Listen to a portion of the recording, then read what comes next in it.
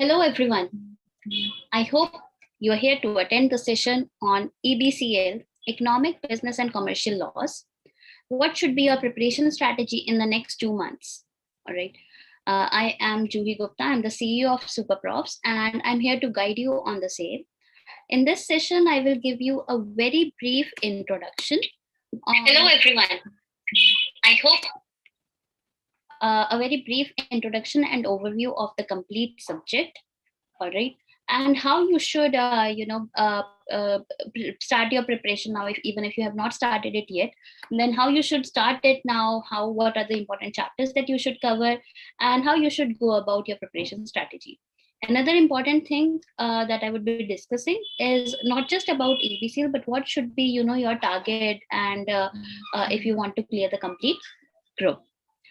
All right, so I will be discussing and covering every information in 100% English language for the sake of all the students, and because I always recommend that students try to converse in English and try to build English in their natural conversational language, so that writing the exams becomes very easier for you, especially CS students. You have so much to write in theory, right? Exams, there's so much to write. So if you start if you try to make this your natural language of conversation, it will be so much easier for you to write in the exams, and you'll be able to write speedily, and you'll be able to score much higher. All right, so we have a lot of students joining us, and guys, you can also say hi to us on YouTube, because the session is streaming live on YouTube also.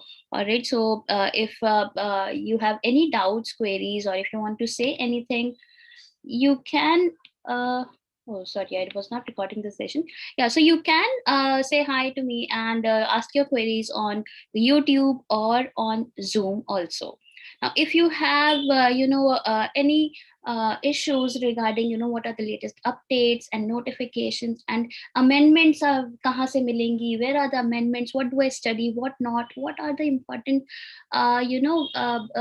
chapters, the weightage, what you should do immediately is join our Telegram channel and the WhatsApp group for CS executive. And if in case you are also preparing for any other exam, we have dedicated WhatsApp groups for all these exams. All right, so you should definitely join our Telegram groups and WhatsApp groups, because we send a lot of free resources, a lot of notifications, important updates, and all the free sessions that we conduct. The information and the join link is sent on all these groups. So and that is all you have to do. You just have to click on the link. Satyam will provide you in the descriptions. All right, Pragya, can you also edit the description of the YouTube video so that students can easily get the links to all these groups, all right, in the description box. All right, so let's start now, all right, without any further delay.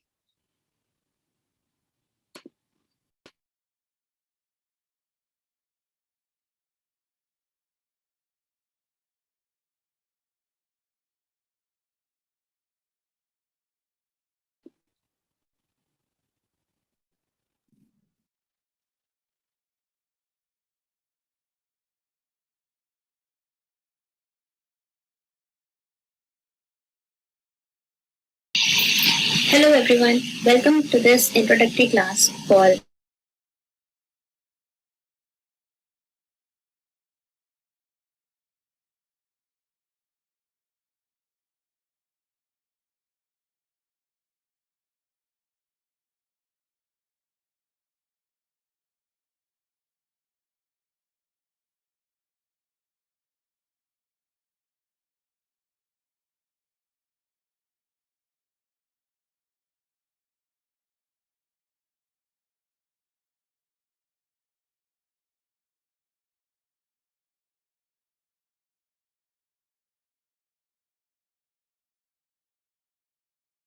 alright. Now there are four subjects. all right, security law and capital market subject is there. And the fourth one we are talking about is economic, business and commercial laws. we're talking about this subject. Okay, accounts and FM are both MCQ based exams. Alright, SLCM and EBCL are all theory based, alright, or as we call them, subjective papers. Okay, so let's see. Now your EBCL, it has three important components: the economic laws, okay, the business laws, okay, and commercial laws. Okay, so these are the basic three important components which are there in this subject: economic, business, and commercial laws. Okay, now economic parts, what all is included in this. So now we are talking about essentially the part A, alright, which includes all the different aspects of the economy. Alright, what is the economy based on? Where is the money in the economy coming from? Where is it going? And how it is being regulated? Alright, listen to me very carefully. There are three aspects. The first aspect is how the complete money in the economy is being regulated. And you know that RBI is taking care of this. Alright, so anything and everything that RBI is doing, that is included. Then if the money is coming from outside of India, which is called as the foreign direct investment, right? If some sort of investment from out of India resources, from foreign resources, is being invested in Indian businesses, or businesses in India, all right, that is your foreign direct investment.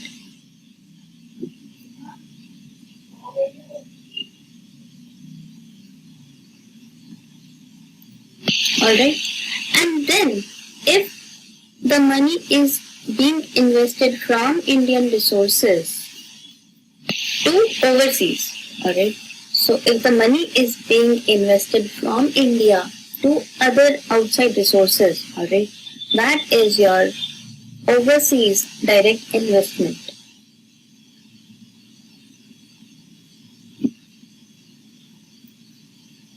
Okay, so all these aspects, all the laws governing these three different aspects, they are covered in the part A. Okay, whether it is about forex management, or how RBI is regulating, or what are the different aspects of foreign trade policy, foreign direct investment, all these things are included in part A.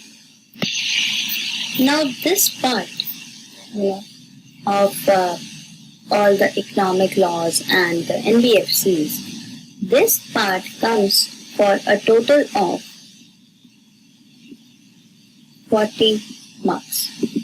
Okay. So these three different aspects, the different NBFCs, laws, all these things are coming for 40 marks. Now what? Now a lot of you would say that if the whole exam, is for 100 marks and the pass marks, as you know, is 40, should I go ahead, study part 1 and go to the exam and just pass? Is that all you want? And that is where the most important thing comes. That in order to ensure that you pass a subject, and mark my words, this is not just for this particular subject of EBCL, but whether you are a CA, CS or a CMA aspirant, this goes on for each and every exam, each and every subject, and each and every level. Okay. So if you want to pass, you should target exemption. Okay. Now there are two reasons that I would tell you why this is important. So the first reason is, you know that just in order to pass the complete group, to clear the complete group, not only do you need just 40 marks in each subject, but you also need to maintain a total aggregate, right?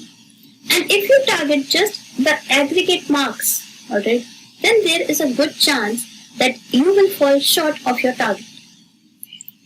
So first reason is that you should always target higher than what is the bare minimum requirement. Mark it as a rule of thumb. You should always target higher than what is the bare minimum requirement. Right? Even if you think that, out of these 4, 2 are my weaknesses, you should invest more time or more effort on that particular subject and ensure that you get higher than what is the absolute minimum requirement. Okay.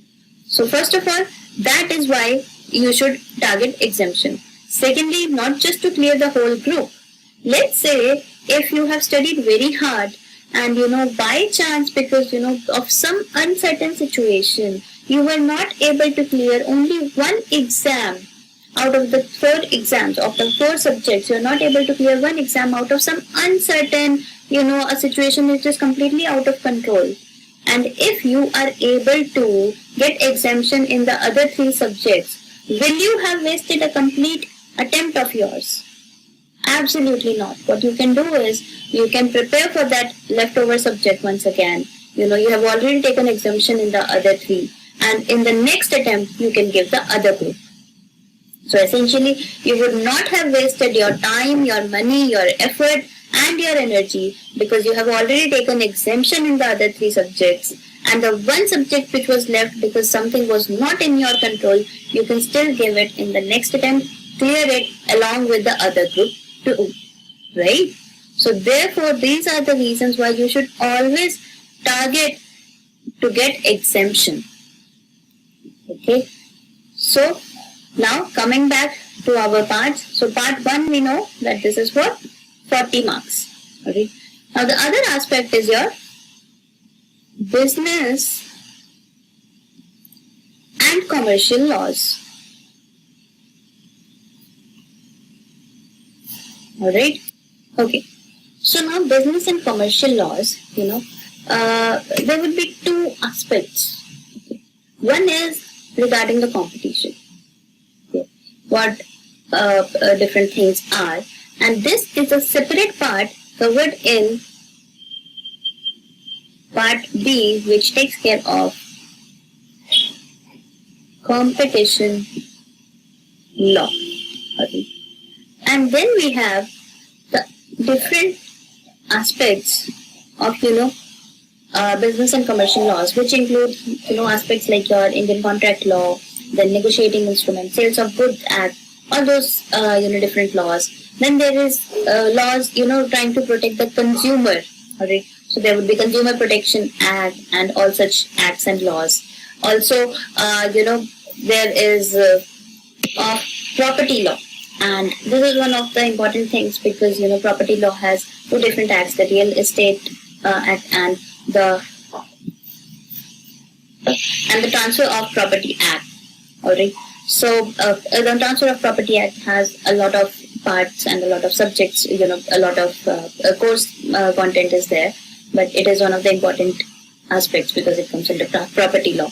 Similarly, there are anti-corruption laws which are important to business, aspects. So therefore, these are 4 or 5 different kind of laws and acts, which would come under part C.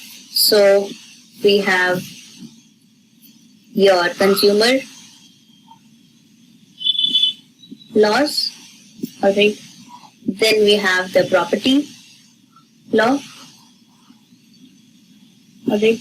As I said, property laws would include the Real Estate Act and the Transfer of Property Act. Then we have anti-corruption laws.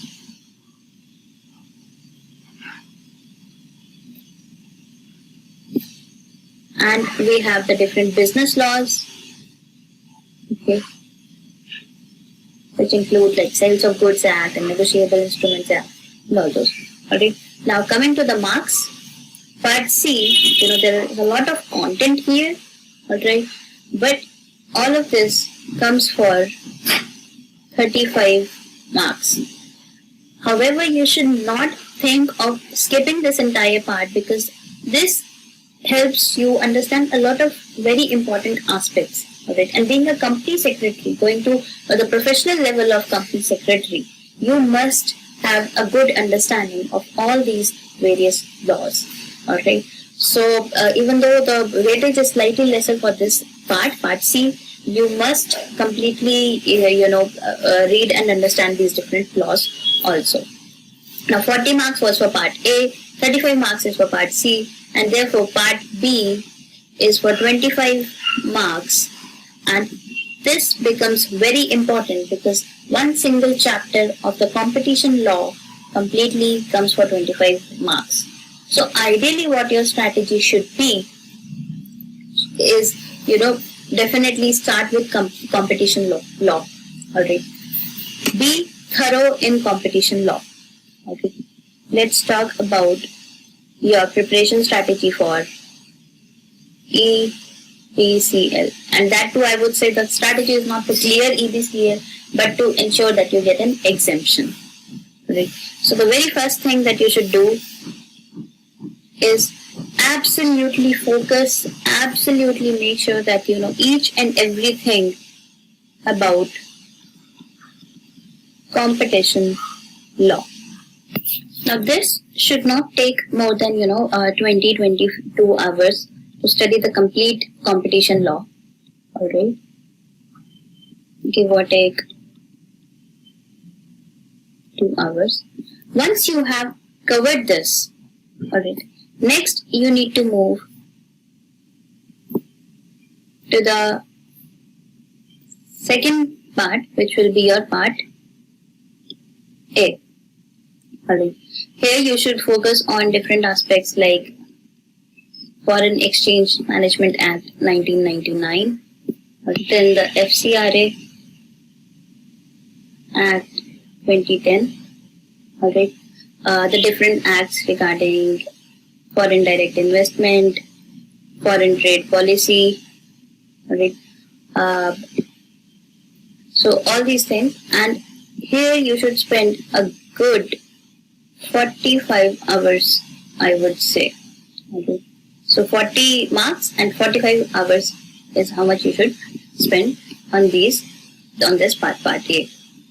Next, you have your part C. Alright. And here you should spend another 35 hours. Alright. So again, 35 marks and 35 hours you should spend here. Alright. Now, once you have, in part C, there are a lot of different topics, and some are, quite lengthy also. But otherwise, the different topics are, smaller topics, and also especially business and commercial laws, already a lot of things, because you have studied Indian Contract Act and all those things. So a lot of this would be repetition, and you'll be easily able to remember them. So therefore, even though the course content is vast in part C, I have given it 35 hours. Okay, so now you have around 100 hours of overall studies here. Then you need to spend another 20 to 30 hours in your revision multiple times.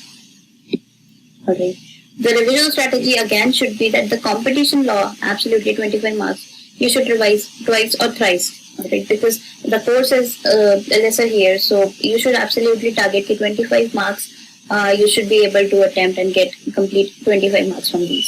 Alright. So after that, so therefore you should revise that twice or thrice, because you've anyway studied it in the first chance itself, on the very first time. So you should keep studying it. You should have revised it at least thrice till your exam time. Alright. Then part A you should revise twice, and part C, because you have studied towards the end. Alright. So the important aspects you should cover, revise twice. And there are few different chapters and topics which will come, which have a lesser probability of coming. Those you can revise only once before the exam. Alright. So this way, you need to spend around 120 to 130 hours, depending on, each student has their individual different needs, and they need to spend around 120 to 130 hours for the preparation of EBCL overall. All right. So I hope this helps you understand, how to study EBCL and how many resources, how many hours you need to put in, what are the different aspects covered in this subject of economic, business, and commercial laws.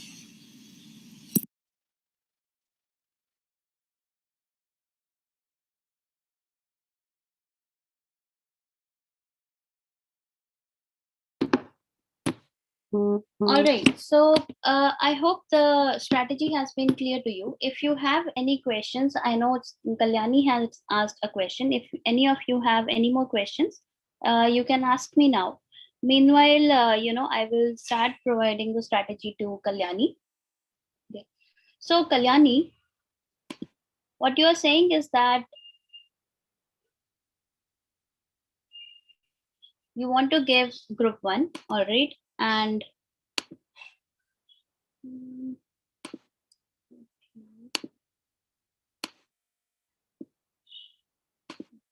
so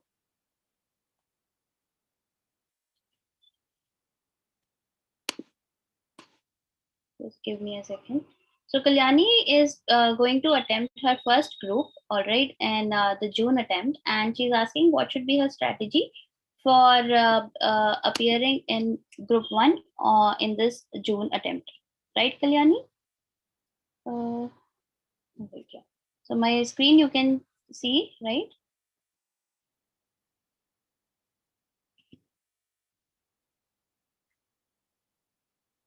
All right. So you have a good 2 months, all right, to cover the complete preparation. Okay, just let me open the chat.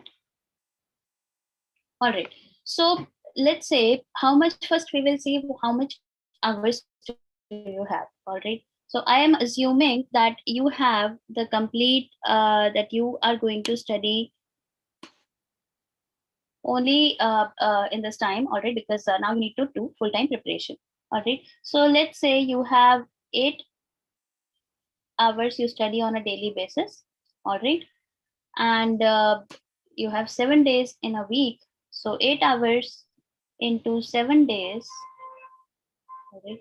So in a week, essentially you need to study for 56 hours. Okay. Now, what does this mean? If you are able to study for 56 hours, and I will not even take this as 56 hours, I will take, give or take, you study only for, let's say, I will take in 3 different groups, all right? First is you study for 40 hours. Okay. The second is you study for 50 hours. All right. And the third case is if you study for 60 hours. All right. So we will take all these 3 situations one by one. All right. So, yeah.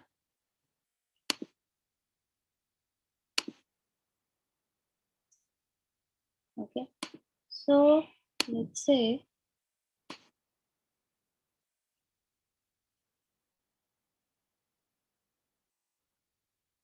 and this is the strategy that each of you can utilize in order to create your own study plan. Okay. So there's no difference whether you're giving group 1 or group 2. You can customize it according to your own requirement. Okay. So let's say that you are going to study for 40 hours on a weekly basis. All right. We are today, it is 19th, 20th of March. So I will say that I will assume that in March you have only 1 week, and in April and May you have 4 complete weeks. So we have 9 weeks, because now you will start thinking about preparing if you still haven't started preparing, right? So now you will start thinking that, okay, we need to prepare, and right, what all do I need to do now? So, so yeah, so 4 nines, exactly you have 360 hours this way. Okay. If you study only 40 hours for the whole 9 weeks, starting the next week, then you have at least 360 hours. All right. If you give 50 hours, okay, then you have 450 hours. All right. And if you do something extra, you study at least 8 to 9 hours on a daily basis continuously for these 9 weeks, then you have 600 hours. Okay, into 9 weeks. Okay, so what is the difference if you study for only 360 hours? Now see, your subjects that you have already in group 1, JIGA, that is a rather smaller subject, and therefore it can be covered, the whole course content can be done within 60 hours. Okay, then in 5 hours, you can do the revision because 60 hours is theory, and in 5 to 10 hours, you can apply for revision. All right. Now, company law, that, there are so many aspects of corporate law and everything. So it is a lengthy subject, and that may require a good 100 hours. There are different aspects of company law that you would have already studied, or you would be studying in other subjects also. So it would be easier for you to remember also. All right. So company law, you need 100 hours to study and a good 20 hours for revision. All right. Now, setting up business entities and closure, you need another 80 to 90 hours plus a 10-hour for your revision. All right. And taxation, both DT and IDT is included at the executive level. And therefore, this requires a lot, slightly more time. That is, we are given 120 hours and 20 to 30 hours of revision. All right. So essentially, all in all, if you see, this is coming out to how much? 120 hours here, 140 hours here, and around 100 hours here. Okay, so 122 for 120 plus 142, 260. All right, and I would say 360 here, and another around 430 hours. I would take approximation because it's better to always take more than what is. Just give me a second.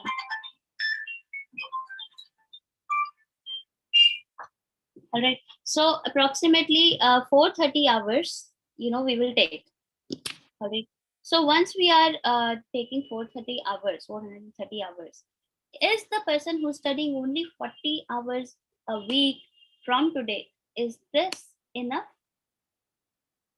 I would say no. So essentially, you would be able to complete the course, yes, and you would be able to, probably study the complete curriculum, but there would be, slightly difficulty for you if, you are not able to do proper revision in order to clear your exam. However, someone who is studying for 50 hours has a very good chance, that they will get exemptions in a few subjects. They will get, be able to clear the whole exam, whole group. Okay. And someone who's studying for 60 hours is in a much better position.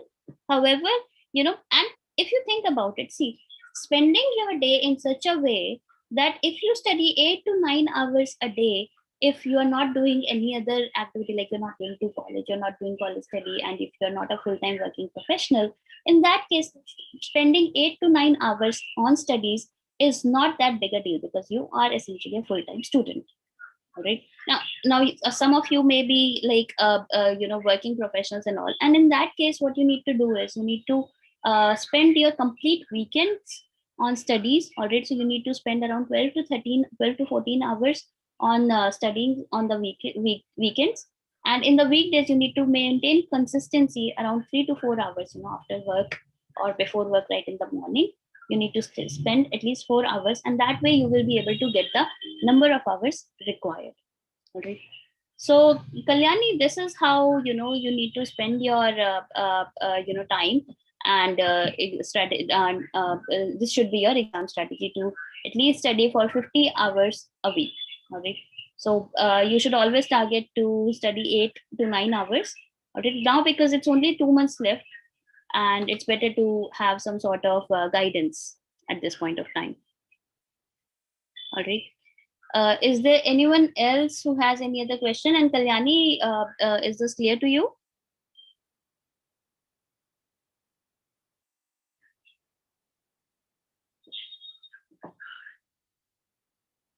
All right. So if students are giving, both groups, and you have not even started studying right now, Then I would say, I don't know what others have to say. There would be a few professors who would be saying that abhi jaan laga do, or but I would say you should have a very clear aim in your mind, that that one of the two groups you are going to focus on. All right, this is what I also recommend to students who have taken courses from SuperProfs, that you should go and you should target to focus on one group and study for the second group also, because once you attempt the one group, if you haven't yet attempted, in that case it would be better that you get an idea of the other group also. Okay, so focus on the first group or the second group, any one group. All right, if you're starting your preparation now, but if you're planning to take the exam for both the groups and you have already started preparation, even if you have covered 50% of your syllabus till now, I would say that you are in a very good position. Follow the a 9-hour plan from now on, and 9 hours is very easy for you. See, aapke liye you have 24 hours in a day. All right, I am not asking you to spend even half of that on studies. I am telling you, divide it into 3 parts. Part 1, 8 hours you go for sleep. All right, you should definitely sleep. There are so many students who are morning students, or students who feel better and more active at night. Sleep according to what suits you. Do not feel pressurized to wake up early at 4 or 5 a.m. Now your brain is not working. You are not a morning person. Your brain is not working in the morning. You do not need to spend any time trying to comply with what the society and what everyone else is telling you. If you are a night person and you're more active and your brain is more active at night, no problem. Study at night, right, and sleep later. Okay, so spend a good 8 hours on sleep. Do not think that you need to compromise with your sleep because you need to study. See, in order to have an active brain, in order to ensure that you study properly, you need to have a good sleep. You need your mind to rest. All right, so let's say 1/3 of your day, 8 hours, goes to sleep. You still have a good 16 hours. Now out of these 16 hours, you save 6 hours for your meals and for your recreation, for you need to talk with the family. You spend 1 hour in your break and everything, and study for 2 hours, wait for take a break for 1 hour. Even then you have, how many hours you have? Out of 24, you spend 8 hours sleeping. You have 16 hours. Out of 16 hours, you spend 6 hours eating food, talking with your family members, with your friends, spending time on WhatsApp and Facebook, all right, and Instagram and whatnot nowadays. So 6 hours you spend there, and still you have a good 10 hours. I'm not even asking you to invest those 10 hours on studies. All I'm asking you is you take another 3 or 4 breaks of 15 minutes and half an hour, all right, 2 or 3 more breaks, and even then you can easily spend 8 to 9 hours on a daily basis. All right, essentially you need to be consistent in your schedule, in your studies. All right, and you should always stick to a schedule that, okay, I'm going to study 9 hours today. And if there is any problem, like you're not able to study for 7, you're able to study only for 7 hours, then give those additional 2 or 3 hours over the weekends or on one day when you have more time. Okay, so Kalyani is going to go for 50 hours plan. That is good. So R, I hope your question is clear, that if you're going to attempt both groups, then the strategy is simple. If you have covered at least 50 to 60% of the course, then well and good. You go ahead with the 9-10 hour plan now, or 8 to 10 hour plan, and it would be good. Harsh, on YouTube, I will very quickly take your question that you're asking for CA exams also. I will come to your question very shortly. Okay, then and in case R, the student whose name is R, if you haven't still started preparation, then it is recommended that you focus on one group and not on the other. Okay, so you have covered 30 to 40% of the syllabus. So according to that, I would say follow the 60-hour a week plan, and you should be good to go. All right.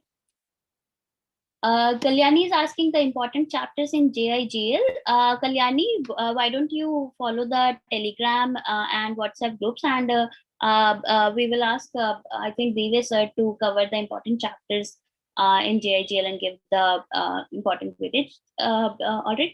So he can conduct another live session. Important topics for company law. Again, you can join you can subscribe to our YouTube channel or join our groups, and we will do another session on that. Harsh, if you are still connected with us over YouTube, your question was what should be the strategy for a CA student, and I would need slightly more details. Like, are you trying to prepare for inter level or final level and single group or both groups? And if you are you need to provide more information, if you're looking for a strategy, what you can do is you can simply write to us at support@superprofs.com, or on this email ID you can write to us, and I would be very happy to provide you with a study plan or your strategy, and we can also have a discussion. All right, so a lot of students join us on this guarantee courses that we are providing these days, and we do conduct specific one-to-one guidance sessions for them. So once they have enrolled with us, we conduct proper sessions for them, wherein we tell them what their study plan should be and how they should strategize their preparation. And even in case if you have not enrolled and you are looking for some sort of guidance, you can definitely write to us, and we would be very happy to help you all. All right. So I hope your questions have been answered, and just keep following us if you need any sort of help further, and we would be very happy to help you. Right. So all the best, guys. I'm pretty sure that you would be able to clear your exams. And if any CMA students are watching this, then all the best for your results. I know they are being, there's this notification that the result will be announced on Holi, but whatever happens, it's going to happen for your own good. So don't worry. All right. Bye bye.